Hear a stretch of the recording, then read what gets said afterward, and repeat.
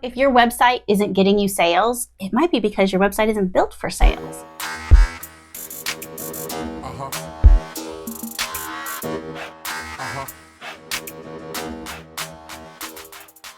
Hey everybody, what's up? It's Torie Mathis, your host, and I'm here with the one and only Sean Mathis, founder of Miles Through Time Automotive Museum.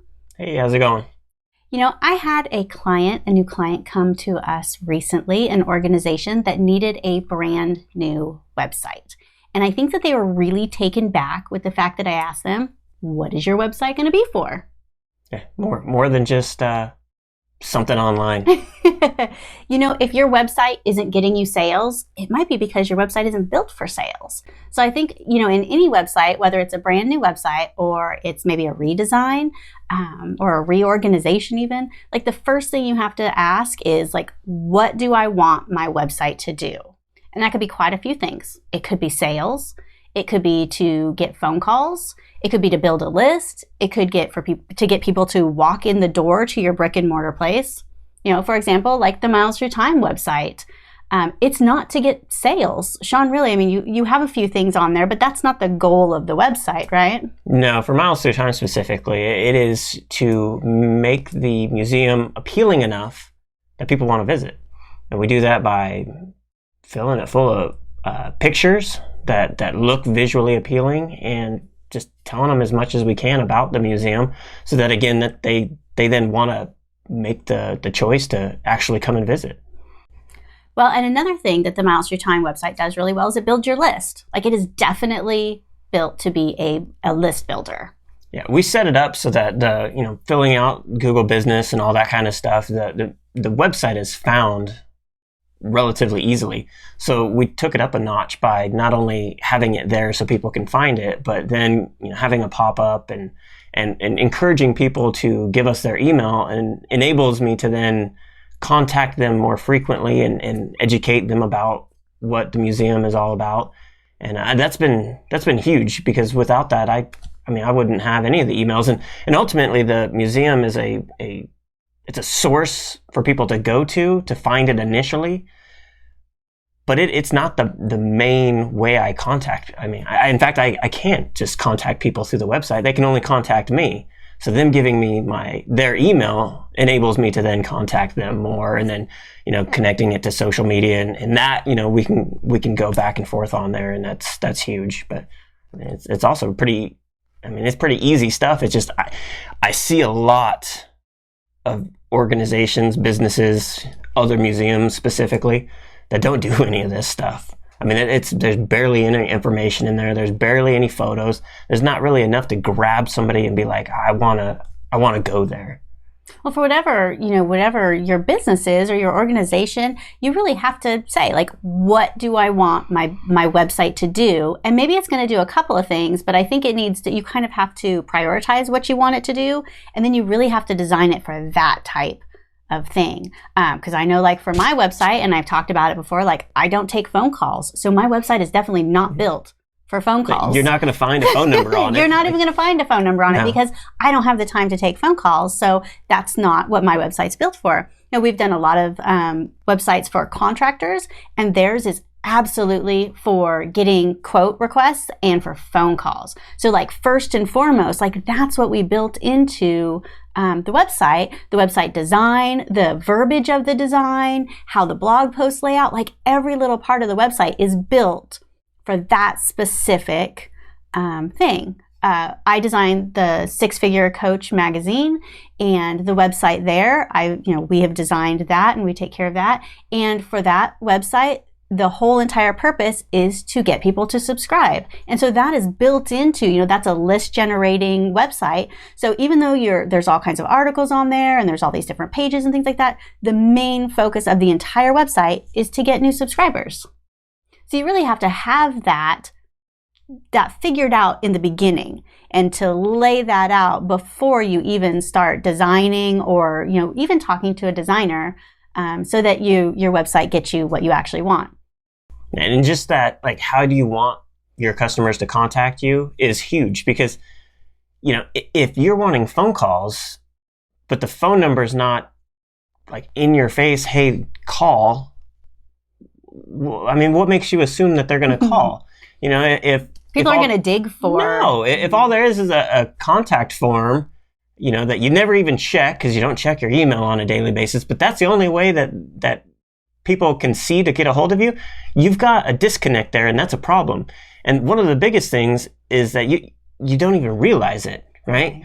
In your mind, you're like, I want people to call me, but what you're putting out there says the exact opposite. There's nothing out there that says call me. So, I mean, you got to really it's super simple to think about, but think about it. And like, if you're wanting phone calls, make sure it's easy for people to call you. If you want emails, put the email there and make it easy for people to email you. And people only have, like, when they're going to a website and you're like, well, you can't say, I want them to do all those things, because when people go to a website, they only have so much time. It's like 3 to 5 seconds, and then they might be gone if they're not finding what they're looking for or what you want them to do. So you can't say, I want them to do every single thing. You know, I want them to follow me on social media. I want them to call me. I want them to sign up for this. Like, you have to prioritize it. So the first thing you want is the first thing. We used to put, and because clients always ask for it, like social media links at the top of everybody's website. Well, if you think about it, and that's at the top of the website, and you click on it, and it takes you off of the website. So if your first thing is to get phone calls, like, take that shit off the top. Don't put that on there, because that's the first thing people are going to see. And you got to think, like, above the fold, which came from newspaper, like a newspaper being folded, like the things that were on top were the most important. Well, the same thing with a website. It's like above the scroll, but it's still called above the fold. You want whatever your most important thing is to be, and make sure that that is the thing, not 50 things, not everything under the sun, but that one thing that you want them to do. So, Sean, for Miles Your Time, what is the one thing when people go to the website you think that is on there? Well, we have the pop-up. And so, see? I want their email initially. Other than that, it's a learn more about the museum, and then it's a contact in the sense of, I don't need you to call. I don't even need you to email. I want to tell you where it is so you can come. And I know firsthand, like, I put as much information out there as I can as a whole, admission price, hours, contact. I got a Google map that shows you exactly where it is. I got all these things to hopefully answer everyone's questions. And I still get, how much is it? Are you open? Where is it? And all these things and then even, like, I explain exactly what makes Miles Your Time different, unique, special. They still will wind up making it to the museum and have no idea. So, I mean, it tells me firsthand, and it should tell you, that even if you put that stuff out there, your customers, your clients, they don't see it. Right. And that's why I think it's important to not overwhelm them above the fold, and to make sure that you are prioritizing what's the most important, because you got to go lowest denominator. You've got to go think of the busiest person, think of the most distracted person, and make it so that they get, like, the one thing that you want them to do. Because, like Sean said, you're still going to have them miss stuff. Right. Like, ask questions. If your business is a pizza joint and you do deliveries and you want people to order online, that very first thing, that's the most simple, in-your-face thing that customer is looking at, should be the order button. Click that button and start picking out your pizzas. If it's anything else, it's wrong. I mean, you're confused. Like, you're not having them do what you want them to do, and that's. I mean, it's more common than you would think, because you don't think about that. You want to tell them how great you are, and you use all these ingredients, and then they're like, okay, you sold me. How do I order? And by then, you may have lost them. They're like, this is too complicated. How many times have we, a new client possibly coming to us, and they're like, we always want to take a look at people's websites and kind of see what we're working with and stuff. And they say, like, people aren't contacting me. I'm not getting sales. I'm not this. Like, you can't even contact, like, you can't find contact information. Like, everything should be within one click, or for contact information, above the fold with no clicking at all. And it's just something that's really easily missed and so easily fixed. Yeah. And if it's not phone calls you want, and it's, you want people to email you, the contact form is great, but you might want to think about actually putting an email address there as well, because things can happen. You may not receive that that form notification. People might think that's too obtrusive, and they may not want to give you that kind of information either. So you kind of got to know your audience too. So not only like a balance of like what you want them to do, but what they are willing to do as well. Like for Sean's, though he does want them to sign up for the newsletter and things like that. A lot of your people are older, and so Sean gets a lot of phone calls, like older, like over 70 older, that they might sign up for it, but they're callers. They want the phone number. Even though they could probably look all of this stuff, they want to call and talk to somebody. And so that is very readily available. And let me tell you, people call all day long.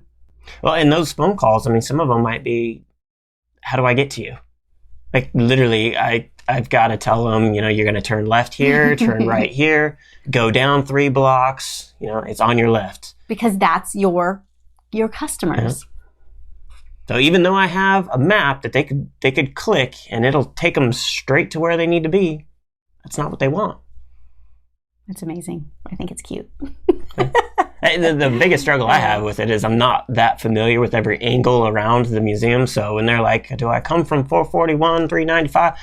I don't really know. So hopefully I'm in front of a computer or something so I can type it in real quick. And I look at the Google map and I give them directions from there. Because ultimately, I don't care what I have to do. I still want them to visit. Another thing with this is to make sure that your website works on mobile, and then make sure that whatever that one thing is that you want your website to do, make sure that is very noticeable on mobile as well. Like for your website, you'd have to have the phone number up there. For me, that might be a little bit different. So checking your website on desktop and checking your website on mobile might be a little bit different, but you got to think of people coming from different angles. And that's part of this whole defining your sales process. Like when somebody comes to your website, what do you want them to do? Then what? Then what? If somebody comes to your website on their mobile device, maybe that is different than if they are coming on a desktop. Like directions might be more important if they're coming, when you talk about the pizza place, well, if they're on their mobile, it's possible that they're looking for directions because they want to come to the place. So you got to kind of think of when they're coming to your website, what do you want them to do? And then what? And then what? And then you just map out these different things and make sure that one thing is a priority and the then what is the second thing, not competing, because you don't want too many things.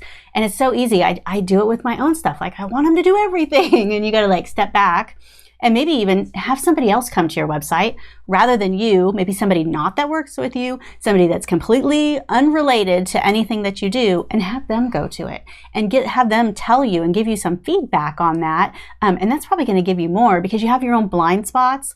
When you get too used to your project, too used to what you're doing, it's really easy to overlook that. That's like designing things. I will spend hours and hours designing things, and there will be a blatant spelling error in it. Why? Because I am so close to everything that I no longer see some of those little teeny things that I have to have somebody else go and look through it to find those things that I may have missed because it's so familiar with me that my brain is automatically filling stuff in that might not even be there. Missing words. That's why it's always really great to get somebody completely outside to give you a third-party, unbiased opinion on what's really happening. Yeah, see, even for miles through time, every once in a while, I'll get a phone call where somebody references something that's completely out of date. Maybe it's talking about consignment that we don't do anymore, or even within the last 6 months, I've been called about a vehicle that's been for sale that sold 3 years ago. And I'm like, please tell me where are you seeing that so I can fix it. And, sometimes it's not even on our website anymore. It's got picked up and copied onto something else, but it still brings it back to me, and it just causes confusion. Well, that's another thing too, is that your sales process may happen before they even get to your website, and not even when you're on your website. So Google your business and see what actually is out there for your business. And not just don't Google your name. Like, yes, you can Google your name, that's fine, but see what comes up for that. But Google what services you want and see what comes up. Like if you're a specific car or something, you can Google that and see what comes up. And that's where you can fix some things and make sure that all those things that come up first like, if you're searching automotive museum and the website doesn't come up, right? And That's a problem. maybe your Facebook page comes up. Well, then make sure that your Facebook page also has whatever that one thing you want them to do. And if it's sales, make sure it's starting that sales process. If it's phone calls, make sure that is front and center. And that, because I hate going to Facebook and I'm looking for a phone, they keep rearranging stuff. And so you got to dig sometimes for information. So think about if your phone calls, don't make people dig for that phone number. Maybe you need to put that in your top banner so that people automatically see it and they don't have to scroll down on their phone and look for, the about section. And then because Facebook wants to load all those other things in there. They don't even use the Facebook Messenger feature, but they don't remove it. So you get people that use it, and they never get a response. You're losing customers. I know one specifically that I take one of our cars to, and sometimes they don't answer the phone because it's a smaller shop and they're working, and I get all that. But they have a Facebook page, and I'd used it before, but then they stopped kind of interacting with me, and there's a pretty big gap there between service, and I actually commented on there or messaged them on there. I'm like, are you guys even open still? Because there's no sign of any life, and so I'm like, man, maybe this COVID stuff killed this business, and I don't know. Yeah. But I wound up getting a hold of them anyways. I wound up having a window of time where I called them and they answered, and I talked to them about it. Like, yeah, we don't really check that. I'm like, well, maybe you should remove it, man. Yeah, you can remove that from, if you are not. Put a call button there It's instead. kind of like, that would be like me putting my phone number and then not answering. And people are like, dang, Torie, you're an asshole. You never answer your phone call. I never planned on it. So I took I took the phone number off. It's not on there. Instead of the messenger, I'm going to put it so that they can only call you, or put it to the learn more, and it takes them to a contact page, directly to the contact page of their website, which then, says call, or maybe they have a scheduling form or anything like that. But clean off that stuff that if you're not going to utilize it, don't even have it as an option. Absolutely. And so thinking of what your website is doing. So, we talked about maybe it's for getting directions, or maybe it's for phone number. Maybe it's just to build authority and show that you're great.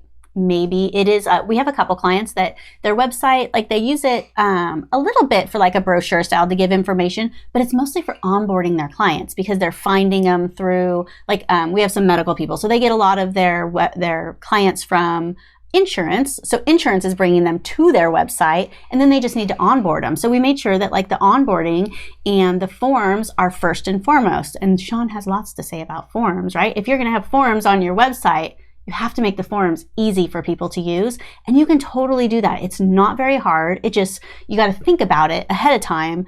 What are your clients doing when they're coming to their website, right? If they're going to fill out forms, you need to have them so that they're easy to fill out. Right. Yeah, it drives me nuts in today's world.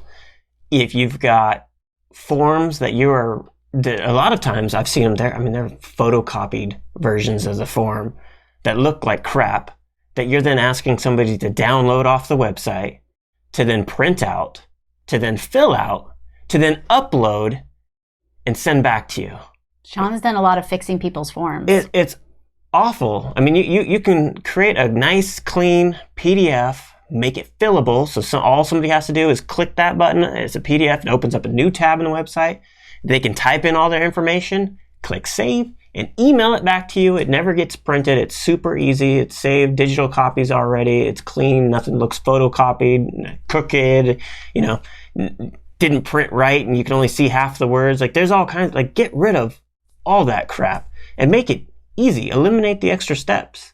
That's the key too to all of this. Sometimes, again, you have those blind spots, or you've kept adding and adding and adding and adding things to your website or your Facebook page or whatever it is, and it's no longer easy. Sometimes you gotta take a step back and take a real look at what's going on and see if things are still easy for your customer. And maybe things have changed. Maybe you used to take phone calls and now you want them to click a proposal form, get a free quote or something. So maybe if things changed, maybe you need to go back and make sure that it's what you want it to do now, what you want it to do today.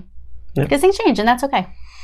That's the best thing about the web, the internet, is that change your mind, change it tomorrow. You can change it right now. 5 minutes from now, it's totally different. Easy to update. Easy to update. Absolutely.